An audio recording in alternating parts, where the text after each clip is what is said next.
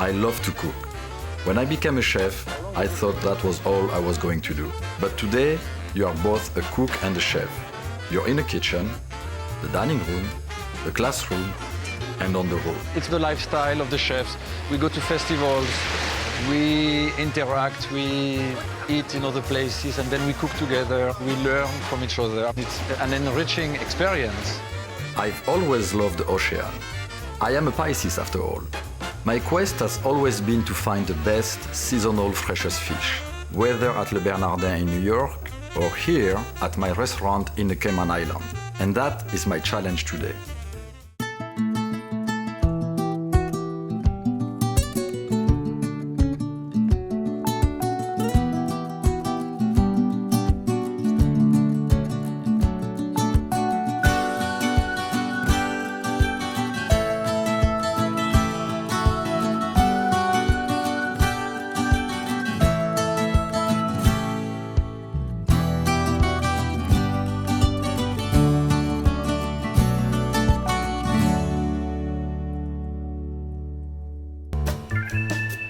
When I come to Cayman, I walk on the beach, and the contact with the sand and the sea and the sound of the sea, it's very relaxing, it's very soothing. What we wanted to do when we created Blue was to bring Le Bernardin in the Caribbean and make Le Bernardin by the beach. It's not to clone Le Bernardin, but to keep our philosophy of the fish being the star of the plate, and that's what we created here. Blue is a seafood restaurant with maybe a couple of more options which are including meat and vegetables than in New York. It's all the flavors that come from the products that we are using. For instance, is grating some lime, and right now the kitchen is really like smelling like lime. And Jessica, would be it's nice if we very can drop some strong and refreshing. And even in New York, where we have great products, fresh products, we don't have that intensity, we don't have that smell. And this kitchen is full, depending where we walk, is full of very powerful, fresh smells coming from the products that we are using. Most of the menu is inspired by what the fishermen are bringing here, and we have created a relationship with maybe a dozen of fishermen. Most of the time, we buy almost whatever they have. We spoiled in the island because we have this relationship with the fishermen who bring us the best. We support them, they support us at the same time. And at the end of the day, the cooks are having fun with beautiful products, and the clients are really having an amazing experience. It's impossible to get fresher than that. However, I'm planning to go fishing tomorrow, and if I catch some, I will cook it immediately, and then that will be even fresher than fresh.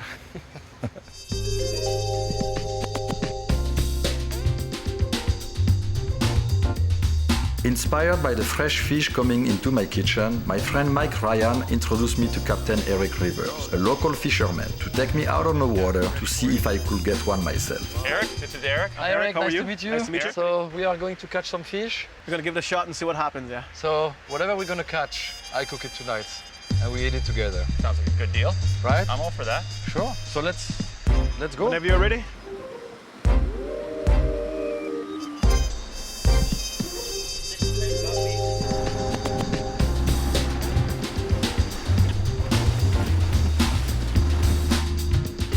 Most of right in here now, what we're after is wahoo right here. Wahoo in this area. Yeah, right in this area along the continental shelf here. Tuna, dolphin occasionally in the morning. So what you call dolphin is actually Dorado. mahi-mahi. Mahi-mahi or Yes. dorado in Spanish. But yeah. it's not the dolphin that, Not flipper. not flipper, yeah. No, we don't target those here. And that's the beautiful part about being here. You don't have to go really far away to fish. Everything is pretty close. And we're on top of a little mountain peak, so once you get out 2 or 3, like we're probably 400 yards offshore, And suddenly we're probably in about 600 feet here.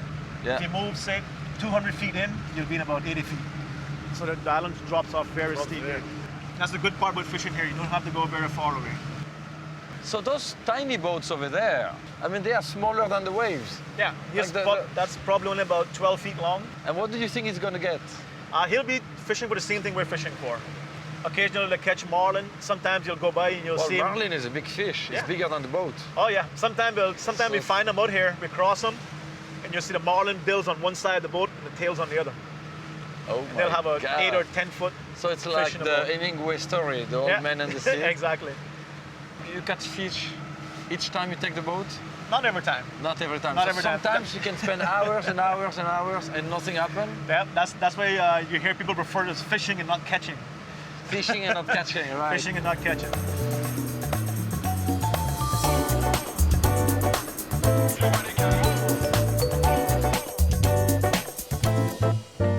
So I guess this is fishing, not catching. I got it. How long have we been out here?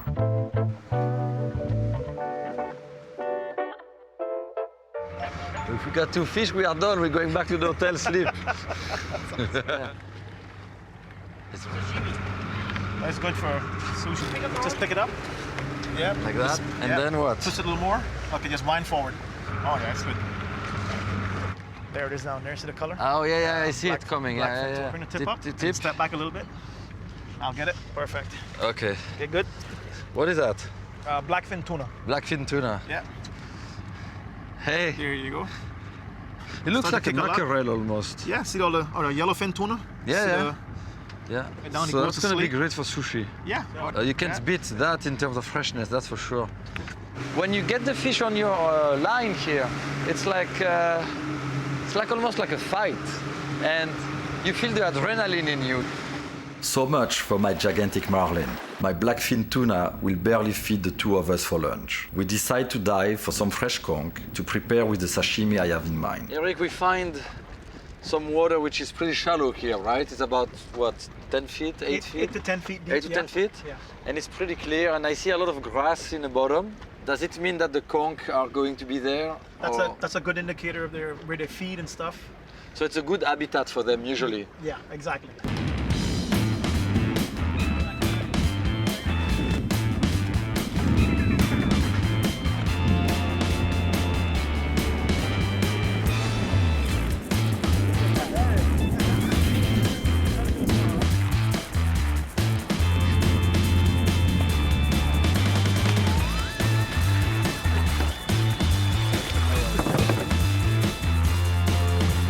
So I'm very happy I got one. I feel better because I catch something. But you wouldn't believe how many different fish are living underneath. It's incredible. In the water, because they cover like that, if you don't have the habit, you don't see them. I was on top and I couldn't see anything. And Eric told me, he said, it's a conch right there. And then I realized I saw it.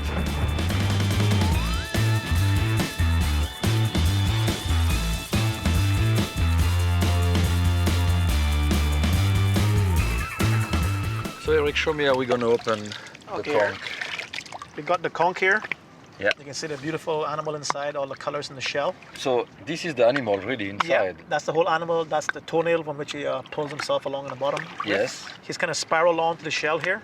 So Yes. to get him out, what we have to do, roll him over, break a hole in the back here where the muscle is connected at the very end, between the second and the third set of horns coming down. Break a hole in here. Yes. And then So you can what do you actually- use to break a hole? I can use the other conch. Oh, you use those conch? Yeah. Okay. It's kind of the old-fashioned way. Use one to open the next one. Then I'll get the screwdriver and trip it, and it should fall right out. It's pretty hard. I mean, it's like a very, very hard shell. Yeah, So it's you have very, to it's be very very, tough. like, You very have strong. to give a lot of beating, and it'll probably be a little bit messy. Okay. Okay. And then we got the Oh, so holes now in you there. got a hole, Yeah. but oh yeah, I can touch the flesh. Yeah, yeah. The screwdriver in. Yes. And- And you turn right in the right direction. And is he coming? Let's see if we got him. Yeah. There you go. Oh my God. You see him right there? Yeah. And you just have to Just pull, lift it straight up. There it is right and there. that's it. It's very well. I don't know what he's doing. He's releasing some sand, I believe, and it's very slimy, very, very slimy, Very slimy. and kind of soft. Yeah. With a very, at the same time, it's like a very, like silky texture. Like the skin is very soft. Yeah, and then what we'll do is we'll take it, So you like this. And you get the knife underneath, underneath the and you come out right there. And yes. Then you still have a lot of skin here. yeah, it's a lot of skin to peel off. It's not very hard. It's Right here. You have a pretty good sharp knife to do that. not bad, not bad. So that part you will Discard. eventually clean it later? Yeah, or- we'll discard that. You discard that? Yeah. And if I bite in it will be You very can just. I don't know how the other parts would taste. You can just bite into the white meat there, and it's just not too much of it. There you go. It's so it's so fresh. I guess it's full of juice, and it's it's seafood. Yeah. It tastes like the ocean. Exactly.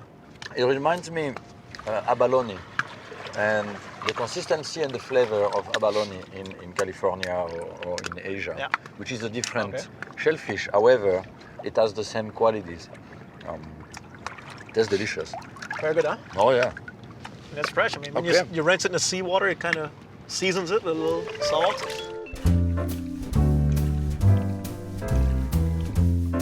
I'm sure you're familiar with ceviche. It's probably the way you do it here in Cayman, right? Marinated. Yeah. And ceviche means that it's marinated most of the time with lime or lemon juice, and you can add some onions and some spice and some herbs to give some flavor. And it's cooked by the acidity of the lime or the lemon, and it gives a pretty good flavor to the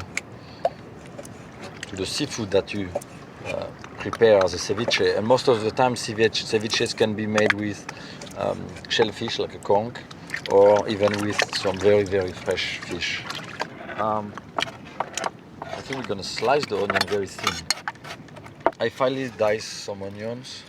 Maybe we're not gonna use all of it, but it's just, a little bit like that. I'm gonna cut some coriander or cilantro. Then for the spiciness, I'm sure you have some spicy sauce here on the island, or we use black pepper. Black pepper, Scotch bonnet seasoned salt. Yeah, So I have some Scotch bonnet Scotch peppers. bonnet You inside. have some Scotch bonnets? Yes. Okay. You want to put the lime juice? Sure. And I'm gonna try the Scotch bonnet, see how strong it is. Sometimes for me it's very, very intense. hot, It's yeah. almost too strong.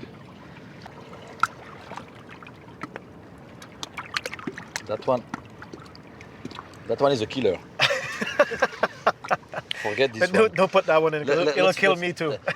And you know what I brought with me that you may not use in the island when you do the ceviches is a little bit of olive oil. You can try it, yeah. I'll And- try it. You'll and- try anything once, yeah. So the olive oil is here. It's when the Mediterranean meets Oh yeah. the Caribbean. There you go. Cutting a little bit of the habanero. That way we'll We'll be crying together. try together. from the but- heat, definitely. And then you need beers.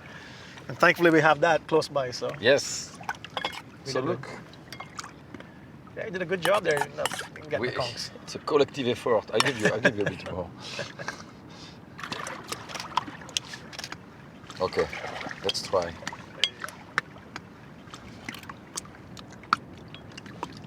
Very good. Pepper's working too. It's working too. Pepper's working. But it's very good. Very, very good. My God, it's so fresh. It's incredible. Cheers. Okay, so that's our catch of the day, actually. Yeah. It has a beautiful color, It also helps when when you keep it on that ice. like Keeps you it did on nice the and boat, fresh, right? like we did on the boat. Yeah. Helps preserve the color, the texture, everything. We are going to make a sashimi with it.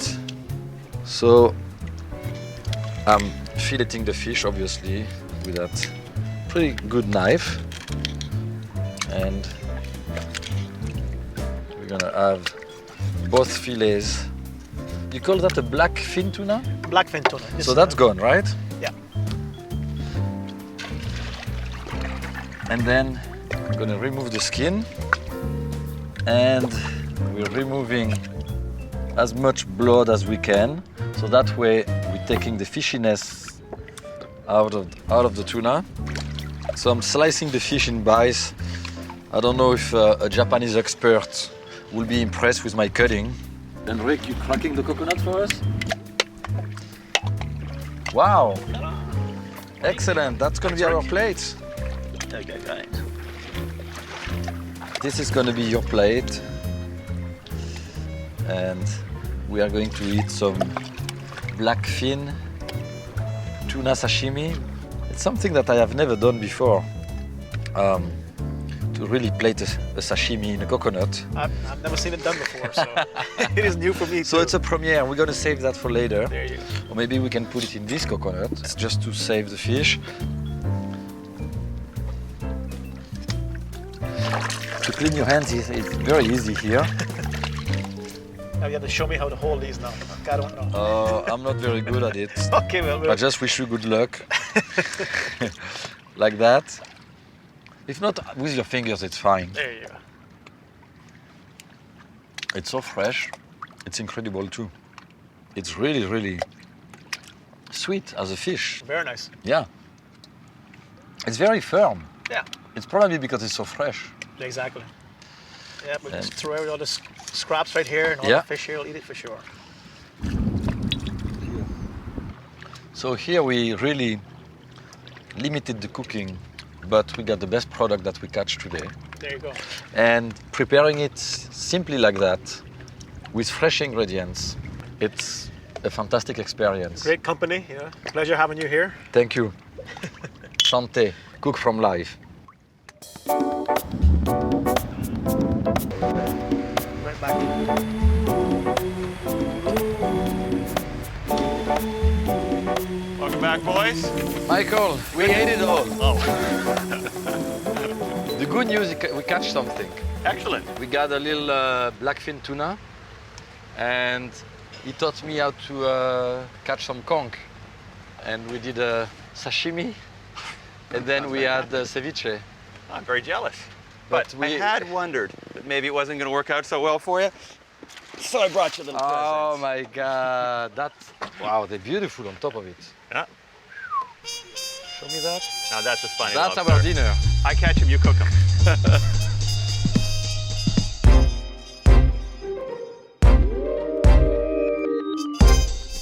I promised to cook what I caught, and while that didn't work out exactly as I planned, with a little help from my friend Mike, we celebrate our fresh seasonal fare in a way only local Caymanian would. A little surprise here. Look at that. Ah, Spiny lobster. beautiful. So I'm gonna take them out. Look at that. They're gorgeous. That looks good. And I'm gonna season them and we're gonna grill them. They are beautiful. They are. And the size, I can't believe the size that we find. So what they need is a little bit of pepper. These are. Do you ever find these in New York? Like, do you ever bring them No. into New York ever? Right? You know the spiny lobsters, they don't live well. Best. So by the time they arrive in New York, they're dead. They And really don't make it right because you and never soon as see they them. die, they become black. Yeah. The flesh change. So some salt. Here we go. Number one. Here. Number two. Oh, they look good. This is really like a dream We take care of our size for Yeah. lobster. Like that. They're so unbelievable looking. Yeah. Like so completely I mean, different look at- than. Do you see that the way they Yeah, are? with this huge. Antennas. Because they don't have the claw, right? They don't have that giant claw. They, have They that don't have the instead. claws. And the difference in between the Maine lobster and the Caribbean lobster that we find here is a little, it's like maybe sweeter meat, more dense. We are going to add a little bit of butter on it, It's a good idea. just like that. Yeah, so it's super simple. I mean, the big job is to light the fire. Catching is another story. So while the lobsters are cooking, I'm going to make a Caribbean sauce vierge. So what we call sauce vierge, it's basically olive oil with shallots and capers and herbs. And because we are in Cayman, we are going to add papaya and mango and lime. And we're going to make a light, it's basically a light sauce, a light dressing. So let's start with the capers. Then here I have the ginger for the spice. I'm putting the shallots here. And then green papaya. So I like the green papaya because it brings some crunch. A little bit of the tomatoes. And the mango, of course. It's gonna go well with the lobsters. So here now, some salt, some black pepper. Here I have some chopped herbs, whatever we find, some basil, and we had some mint, and we had some parsley, and cilantro. I'm gonna squeeze some lime juice. So I don't think we can do more local than what we are doing here. I mean, grilling the spiny lobster, using the vegetables, the herbs of the island, and what is the lifestyle of Cayman is amazing. Yeah. I mean, friends, some drinks, some barbecue, we're on the beach, the sun is setting, it's amazing. I can always add a little bit of butter on those tails. It's gonna give a nice flavor. Butter and shellfish goes really well together. Actually, butter goes with everything. So I have some Caesar dressing, and I'm gonna paint the romaine, just like that, quickly. And we're gonna grill the romaine. So instead of having a Caesar salad, like a Caesar salad, we're gonna have grilled romaine a la Caesar. Crunch, has a great consistency, and it tastes absolutely delicious. And then we will top it with some Parmesan that has been grated. And you're gonna see it's light, but it's very flavorful. So let me check what's going on here. So what are you looking for? Just the color? I'm looking tell you? yes, I'm looking to have the heat coming from the bottom and kind of cook the lobster almost 3/4 of the way. And then I will flip them quickly just to have a little bit of the flavor of the barbecue. But I don't want the lobsters to be burned by the grill. I don't want the black marks to be too black because then it brings bitterness. I'm gonna flip the lobster. So we're gonna try to do it like that. You see they cooked on that side. The shell has changed, it's becoming red. And we're not gonna let them too long on that side because they will lose their juice. So we're just gonna do it for a little bit. Now I'm gonna grill the lettuce. So we're gonna go like that. Now a little bit of the Parmesan. And I want the Parmesan to melt a little bit on top of the salad. What I wanna do, I wanna take the salad out before it becomes too soft. Because I wanna keep the texture, the crunchiness of the salad. So I'm taking the salad out. Of course, I don't want the salad to burn, but I want the salad to be toasted. I think we are ready with the lobsters. What I'm gonna do, I'm gonna slice them so it's easy to cut them. And then you can get your plates. I've never done that. Come here and I'll give you the lobster and the salad and the sauce. Perfect. Thank you. You got it. Well, cheers. Cheers. To friendship, to the Cayman Islands. Thank you. To you for giving us this amazing time. Thank you. The flavors. And bon appétit, of course.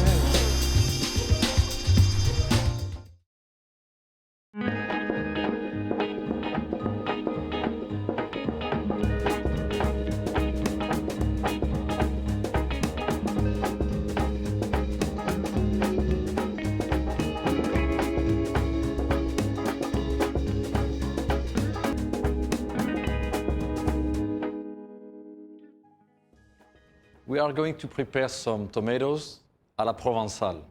Provençal means baked in the oven with some fresh herbs, salt, pepper, or herb de Provence. We have some beautiful tomatoes. I'm gonna remove this part because it's never good to eat. Very simple. I'm removing a little bit of the skin here. And then I'm going to slice the tomato in 3 pieces. Because if you split the tomato in half, when you're gonna bake it, it's gonna take about 15 minutes. By slicing it in 3 pieces, it will...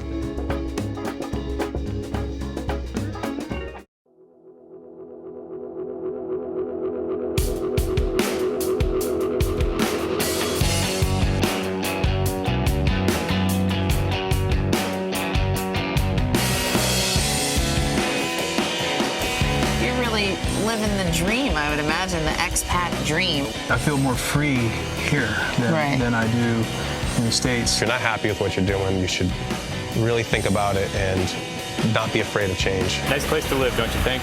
Not bad. Perfect, let's eat. Sex, drugs, rock and roll and food, Today my guest, Anthony Bourdain, and everything is on the table. I covered my shyness with a megalomania and exhibitionism. Some might even call it psychotic behavior. I am actually your sous chef today. Yes, I know, and it's something that I've wanted for years. The king of chefs. I'm trying to translate and tell you something about who we are. Bill Clinton sat for me as his last official portrait as president. I said to him, Mr. President, will you show me the love? One of his advisors actually said, Mr. President, whatever you do, don't show him the love. Larry King comes on and he holds up my picture and he says, this is disgusting. Hi, I'm Peter Sarsgaard. I've heard from reliable sources that you're the king of smoothies. I want to introduce you to Tabitha. When you came to me, I said, you've got to get rid of gluten. You were not that nice about it. You were very, very firm. And I was so desperate to feel good that I would have done anything that you told me.